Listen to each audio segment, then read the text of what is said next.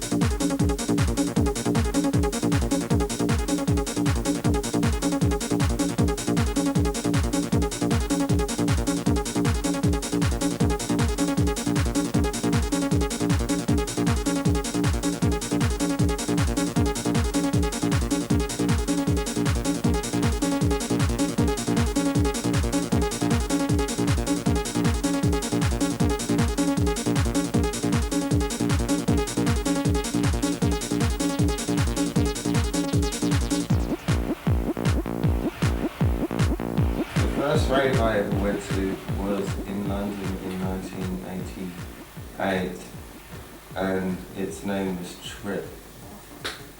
And it certainly was. It was one hell of a trip. It was a huge venue full of really mad people, and I'd never experienced anything like it before. I can remember a situation where I turned round really fast to go to the toilet and stepped on this really huge black guy's foot, and I thought, you know, from past experiences in clubs and so forth, I thought he was going to turn around and smack me in the mouth, and he turned around and he passed me a joint. That was really the start of it. The first one that I was ever involved with that was, that you could say really was something else and really sensational, was the Watchtower one in at Berlin, at the Berlin Wall, where they used to have watchtowers, you know, to shoot people trying to go from east to west. There was only one left, they flattened them all out.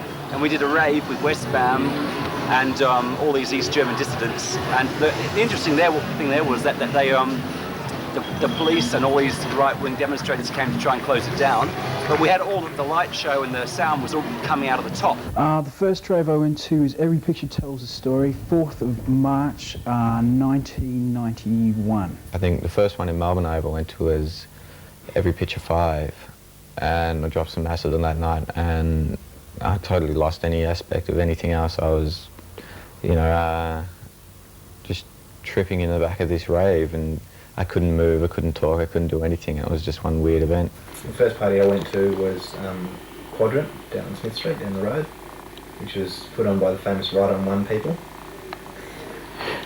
And it sort of changed my values as far as entertainment goes, because previous to that I was a bit let down with sort of going down the pub and coming home at 2 or 3 in the morning pretty pissed and just going to bed, and sort of got a bit boring and tedious for me. So this all night staying up partying and dancing, which I've always sort of enjoyed dancing, it definitely sort of changed my entertainment values, and I was quite curious about doing one myself from that very first event that I went to.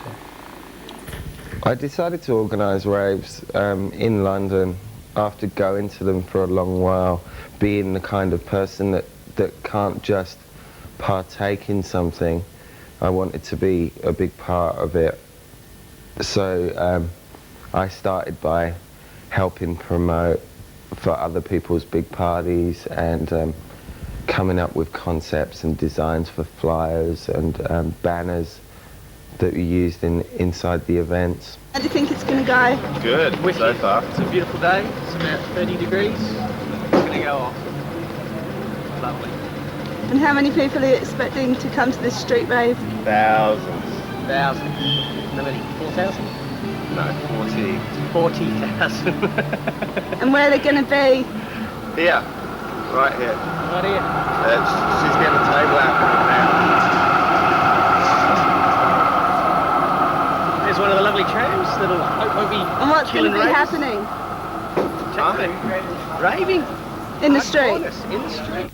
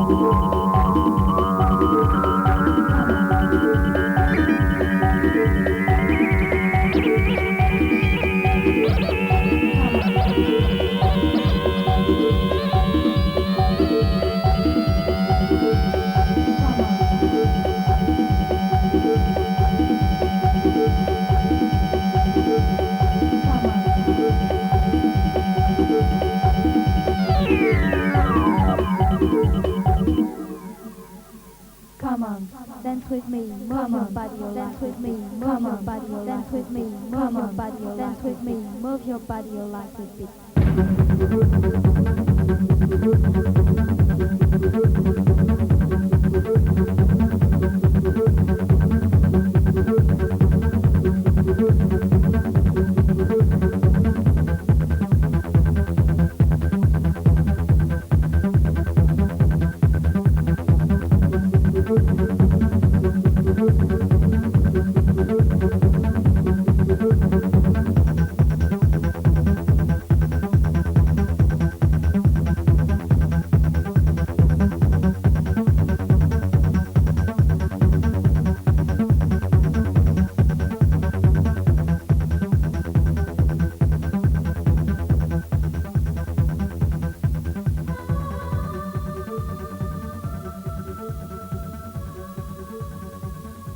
terribly organised. So what are you doing?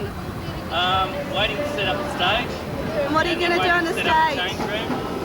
What are you doing on the stage?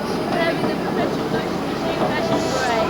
And what's perpetual motion machine? Perpetual motion machine is a clothing shop in Brunswick Street.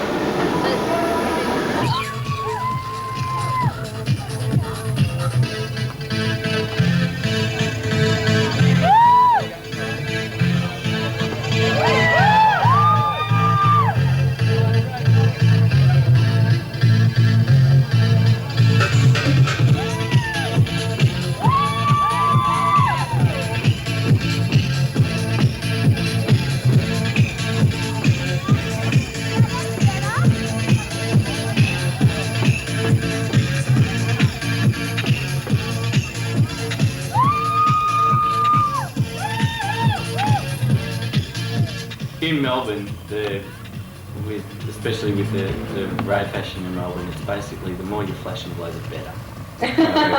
Says the flashy glowy man himself. Yeah, this is the flashy glowy king speaking, so there might be a bit of bias creeping in. And it's just sort of coming into saying it's, yeah, like you're saying, it's about fun, and yeah, flashing and glowing is fun. So what else do you sell in your shop? Things that flash and glow!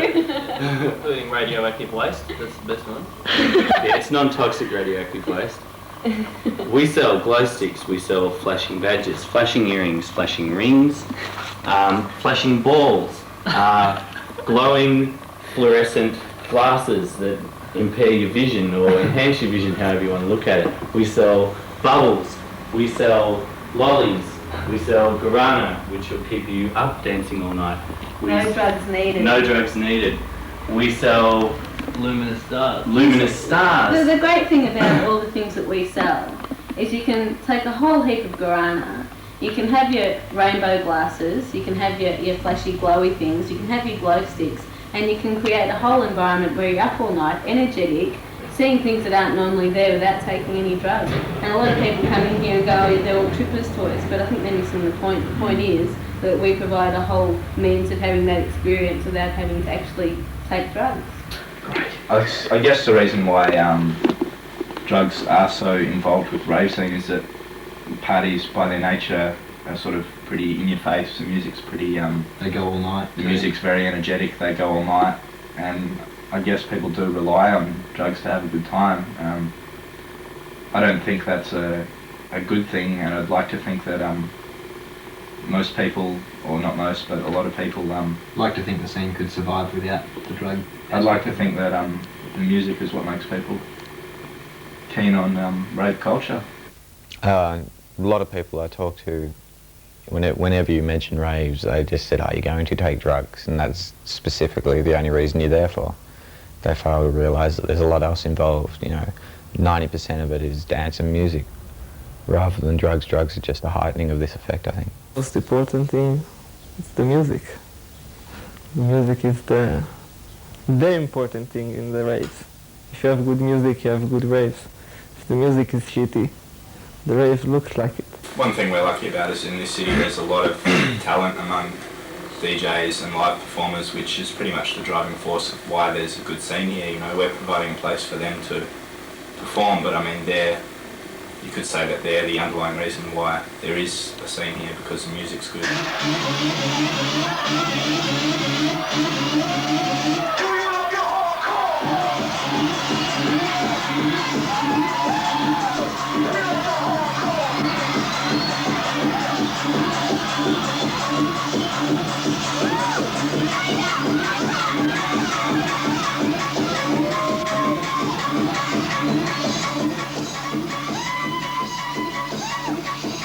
My real name or my DJ name? DJ name? Evan Spencer. How often do you play? Not enough. What's your definition of a good rave? Something that Mark and Emmy run. Does that mean I get more gigs? What kind of music do you play? 383 acid, trance, happy hardcore, jungle, and yabba! My DJ style I would describe as progressive and crowd pleasing. I like to play what people like, but I would say I would play songs I don't like that the crowd would like. because I think that's what it's all about also. I think being a DJ is more than doing a job. You've got to create an atmosphere and create feelings inside a room which other people can direct their feelings into and go off to. So I think it's it's for the people. I used to be a raver, so I know what it's like. I started on the dance floor, so I like to hear good music as well. Yeah, techno is like the electronic music of the 70s and 80s, which sent some of us into little dreamlands when we were totally straight, made full on. I'll show you how to start with the basics of DJing, okay? Right, your bass record will start as so. You use your headphone to cue the next record on the second turntable. You find the first beat on the second record and using the pitch control, which changes the variation of the speed of the record to more or less match it up with this one so you can overlap it.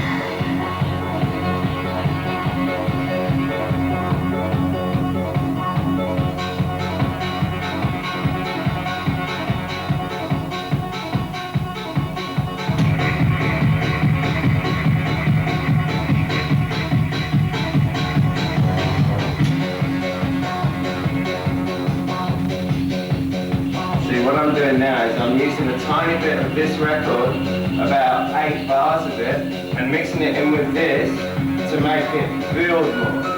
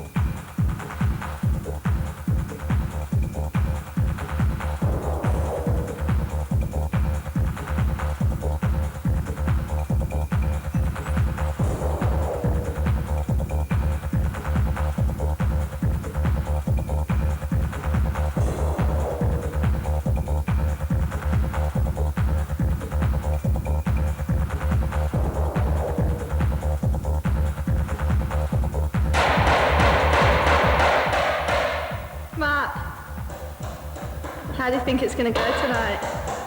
Good. Kevin reckons there's going to be hundreds and thousands of people here. It's going to be pretty bloody huge.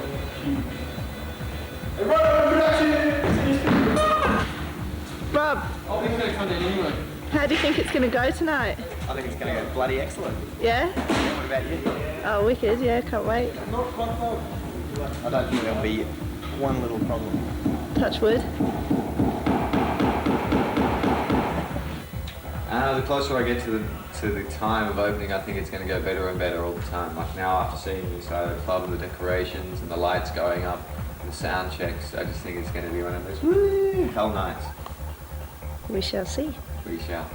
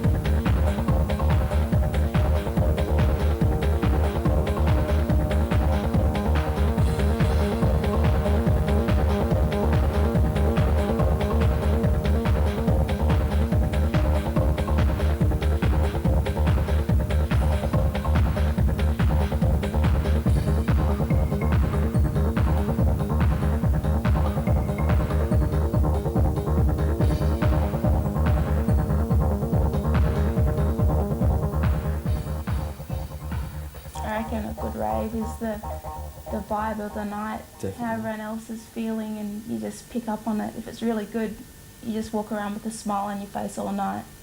And you don't. And afterwards. Yeah, and afterwards. You can just feel it. I don't know, I think good music as well. Mostly a good vibe. Yeah. Music and... Really depends on what everyone's sort of wavelength is and where everyone's meeting and that sort of stuff. Yeah. Also the music and intelligent lighting helps to make a good dance party. Good sound. Yeah. Good people there. And not too big, I think. Yeah, not too big. Lasers tend to be boring and zap the people into some type of state, whereas different lighting put in the right spots can be just as effective. Even more so. Yeah. Because the laser just comes from the one spot, beams out, and that's about it. Yeah. Whereas you can get some really good lighting effects with what's out there besides from lasers and things. But a small dance party is generally a good time because there's not as many people, so there's a smaller gap, and everyone gets to communicate a bit better with everyone, I think. Atmosphere, it's probably the secret hidden ingredient in any rave, I think. I've been to raves where, like, just standing at the front door waiting to get through the bouncers and through the door bitch or the door person, and just glimpsing inside, you can smell the atmosphere, it seems, and you just get so hyper, you just want to be in there. Then at other raves, which, you know, I've been technically just as good with everything they possibly could have done, just walking in there, they've lacked that atmosphere, and it's something that you sense immediately. And that, I don't know, it's not a conscious thing, it's more subliminal, but if it's lacking in this degree of atmosphere, there's no way, nothing seems to work as well for you, even though the music might be as good, the dancing might be as fun, and the lighting might be as good, the drugs might be wicked, but for some reason your night just is not up to par with a previous evening that you've had that's been atmospheric. It's all a matter of atmosphere, going through different atmospheres. I mean, you've got to try and create these different rooms, different things that are, you know, really different things going on. So you're walking through different atmospheres. You see, in one way, that's what makes it a rave. It used to be the fact that it popped up here or there, or, you know, in all kinds of different places. That's getting harder to do. But it's still a rave. Even if you take over the straightest nightclub, but you have a really wicked chill-out room, you know? So you go there and that's a real chill-out venue. It's very passive. There's no violence, which is a big thing. And everyone just wants to have fun and go off, dance, you know. Good night out is when you've had a wicked dance, you know. It's an experiment, I suppose, in understanding more about yourself, you know, more about the tolerances that you can stand underneath, you know, influence of drugs and music. I'd describe the Melbourne rave scene as a very warm and friendly collection of street kids, students, artists, people in 9-to-5 jobs.